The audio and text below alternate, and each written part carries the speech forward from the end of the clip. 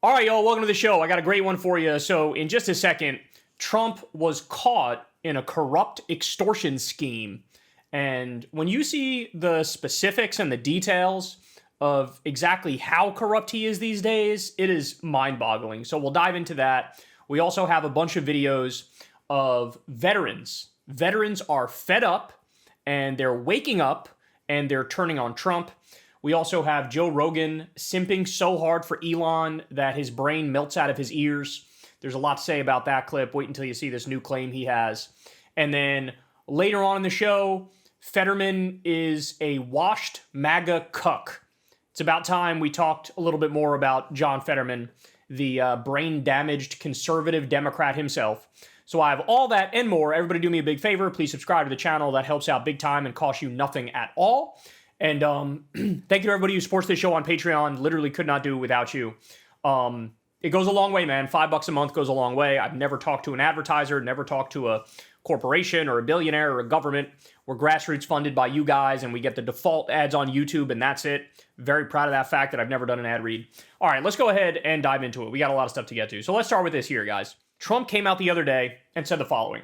While the state of Maine has apologized for their governor's strong but totally incorrect statement about men playing in women's sports while at the White House Governor's Conference, we have not heard from the governor herself, and she is the one that matters in such cases. Therefore, we need a full-throated apology from the governor herself and a statement that she will never make such an unlawful challenge to the federal government again before this case can be settled. I'm sure she will be able to do that quite easily. Thank you for your attention to this matter, and make America great again! So, what he's talking about here, there was an event at the White House and a bunch of the governors were there. And Trump said something to the governor of Maine, basically to the effect of, we have this executive order and we want to ban all trans athletes in girls' sports. And if I remember correctly, I read some article about this a while ago. There's only like one or two trans athletes in the state of Maine. And I'm not even sure the level they play at. I don't know if it's middle school, high school. I'm not sure. But Trump is basically trying to, through executive order, say they're not allowed to do that, right? And the governor of Maine was like, look, this is our state. It's our rules when it comes to education and things of that nature. And so effectively, sort of piss off. We're going to do what we want, right? And she didn't want to throw these two trans girls under the bus, right? And so Trump basically called her out for that. And her response was, to his face in a room packed full of people, I'm going to follow the state law and the federal law. And Trump's like, we are the federal law. We are the federal law. You're going to follow it. And her response was, I'll see you in court. So that's her saying, look, I'm not going to let you steamroll us. We control the policies in this respect. And we're going to do what we want at the state level, effectively. Okay. So since that incident, Trump has basically declared war on the state of Maine. So there's all this, all the states in the country get federal money for a variety of different things. Trump has already said, cut off this thing to Maine, cut off that thing to Maine, make sure we screw with them in this way and that way. And as a result of that, the governor's feeling the pressure and the governor's like, what the fuck? All you have to do is disagree with this man and he tries to destroy your entire state and damn the consequences. Right? So what he's saying here, as is pointed out by Ron Filipkowski, Trump says he will withhold federal tax dollars to Maine colleges unless the governor of Maine personally apologizes to him. So unless she apologizes, I'm just going to cut off all the funding that all the colleges and universities in Maine get from the federal government, which is a substantial amount of money. We're just going to cut that off. So he's trying to leverage the federal government's power to twist her arm into saying, fuck those two trans girls that we have in our state. This is unprecedented, bro. And remember, it's kind of ironic too, because what do conservatives always say? Conservatives always say, leave everything up to the states. We want a tiny federal government, as tiny as humanly possible. The closer we are to local government, the better. Right? So the federal government shouldn't be doing much, shouldn't be getting in the way. Here is a tyrannical Republican flexing power illegitimately, trying to twist the arm of a state. And of course, nobody speaks out against it, right? So the Maine governor, for having some fucking balls and spine and saying, Fuck off, Trump. Look at how he pays them back. I mean, this is unhinged shit, man. It's unhinged. All right, more. So we're just getting started. I got a whole bunch of corruption stories here for you. Look at this. Our government is just a straight up protection racket at this point. Unfucking believable. Paul Weiss will dedicate the equivalent of $40 million in pro bono legal services over the course of President Trump's term to support the administration's initiatives, including assisting our nation's veterans, fairness in the justice system, the president's task force to combat anti-Semitism, and other mutually agreed projects. So what happened here, guys, there's this law firm, and Donald Trump decided, I'm going to sign an executive order specifically targeting this law firm and saying all sorts of stuff, but a bunch of the parts of it were, you got to get rid of any DEI, diversity, equity, and inclusion. You got to get rid of that in your law firm. You're going to do this, you're going to do that. Here's an executive order making you do all these things. And Trump was effectively putting them in the crosshairs, putting this law firm in the crosshairs, basically sending a message to them, I'm gonna fuck with you. I'm gonna fuck with you. Just so you know, the president of the United States is targeting you. We're coming after you, this particular law firm, right? And think about how many tools he has in his toolbox to fuck with anybody, never mind a law firm, right? And so guess what happened? Trump goes to them and says, oh, you want this executive order to go away? You want me to not target you? That's not a problem.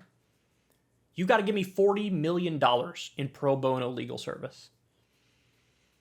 In other words, I want you to represent me with all of my fucking lawsuits that I'm involved in, whether I'm suing others or there's over 70 examples of him being sued since he got back in office. There's probably over 100 now, 100 lawsuits against Trump and Elon, right? He's like, basically like, you're going to work for free for me. So think about what he did here. This is extortion. Think about what he did here. He did something, some illegitimate flex of power going after this law firm and said, I'll stop it, but you just got to do work for me for free. This is straight up mafia don shit. Like that's the way the mob works, right? You walk into somebody's store. This is a beautiful store. It'd be a shame if something happened to it. But guess what? I have good news for you. We're going to sell you protection. You give us 20% of all the money you make, and we'll make sure nobody ever fucks with your store. And then if you're like, what the fuck are you talking? I'm not giving you 20% of my earnings. Like, what does that even mean? Then they come and break shit in your store and say, hey, you should have taken the deal. But it's all right. We'll offer you the deal again. Nothing will happen to your store if you give us 20% of the money you earned. This is mafia shit. This is mafia shit. All right, now the other one that I got to show you, the FBI director, Kash Patel, he sent out this email basically asking for donations to his personal account. The email said, friend, the deep state is in full panic mode. They spent the last 4 years under Biden stacking the government with DEI radicals, weaponizing our institutions, and pushing their woke agenda on every American. Biden's DOJ targeted conservatives, censored free speech, and let the real criminals walk free. They thought they'd get away with it. The Kash Foundation is making sure they don't. We are exposing and holding these corrupt bureaucrats, radical activists, and deep state operatives accountable, from targeting pro-life activists to abusive J6ers. We're shining a light on the blah, blah, blah, blah, blah. But it goes on, he's soliciting donations. He's the sitting head of the FBI. He's the FBI director, and he's taking personal donations. This is astonishing, right? For all the fucking right talked endlessly about Hillary Clinton and Bill Clinton and the Clinton Foundation and Hunter Biden and Joe Biden and their corruption. This administration is just blowing everybody out of the water with their just upfront corruption. They're not even bothering trying to hide it. And look, it's the Steve Bannon strategy. He talked about it. Do 100 things every day that are just extreme. You know, that's the core of our agenda. 100 things every day. And they can't keep up. They can't focus on all of them. They can't make everything a big story. And so even if they focus on 3 of them, you just got away with 97 things. And any one of those things would be an administration-ending scandal for anybody else. But for them, they get away with it. It's just insane. All right, more. I'm sure you guys have seen this one. Colombia has caved on Trump's demands, per the Wall Street Journal. So here's what Trump twisted their arms into doing. Ban masks. Give campus police new powers to arrest students. Appoint a senior vice provost with broad authority to oversee the Department of Middle East, South Asian, and African Studies and the Center for Palestine Studies. So Trump said to them, Colombia, I'm cutting off all the money that you get from the federal government. You're getting no more money from the federal government. And he's like, if you want this money, you need to ban free speech. You need to ban free protests. I don't want to see any illegal protests or agitators out there standing up to Israel and calling out Israel. We're going to define that as anti-Semitism, and you're going to kill it. No more. No more pro-Palestine events on campus. This is what they said. And so, as is always the case, if you give the fascist an inch, the fascist takes a mile. So they gave an inch, and then boom. Here's the other demands. Now I know I got you. Now I know that I could twist your arm and do whatever the fuck I want you to do. So the reason they're banning masks is because, of course, some of the students who are pro-Palestine protesters, they don't want to ruin any future job prospects they have, right, in this hyper-Zionist country. And so they're like, I'm going to, hide my identity as I protest to end the genocide, right? Wrong. Now, masks are banned. Now the campus police have the right to arrest people. The campus police have the right to do that. And then to have somebody oversee all of these different, all Middle East studies and Palestine studies, who do you think they're going to put in a position? It's going to be some asshole like fucking Alan Dershowitz. It's going to be some rabid Zionist freak who's completely and utterly pro-genocide and bloodthirsty and coddles Netanyahu's ballsack on a daily basis. They're going to pick somebody who's an anti-Palestine, rabid, insane person, right? And this is how you destroy academia in this country, right here. Through an authoritarian fascist overreach and power grab, and Colombia just going right along with it. See, guys, this is what you need to understand. Everybody who's like, all right, be cool. We're going to go along to get along. We're going to cave. We're going to give them what they want. It'll work out. Anybody, you don't understand. You don't get it. There is no appeasing the unappeasable. Just ask Neville Chamberlain when it came to making a peace agreement with Hitler, right? How'd that work? He kept expanding anyway. He kept taking more territory anyway. He kept being a warmonger anyway, because that's who he is. It's the same with Trump. You give him a little bit of power here, a little bit of power there, a little bit more say here, a little bit more say there. Next thing you know, oh, would you look at that? He's shipping people to an El Salvador slave labor camp who are American citizens with zero due process. Oh, what's that? There's evidence some of these people are barbers. One of them's gay. Venezuelan pro soccer goalie, and you said they were part of Tren de Aragua and shipped them out? Oopsies, too bad. Because they're unappeasable. Fascists are gonna fascist. All you can do is stand up and fight. All you could do is stand up and say, hell the fuck no, we're not doing this. I'm not giving you a fucking millimeter. You wanna take us to court? Take us to court. We're gonna win in court. Fuck you. Fuck you.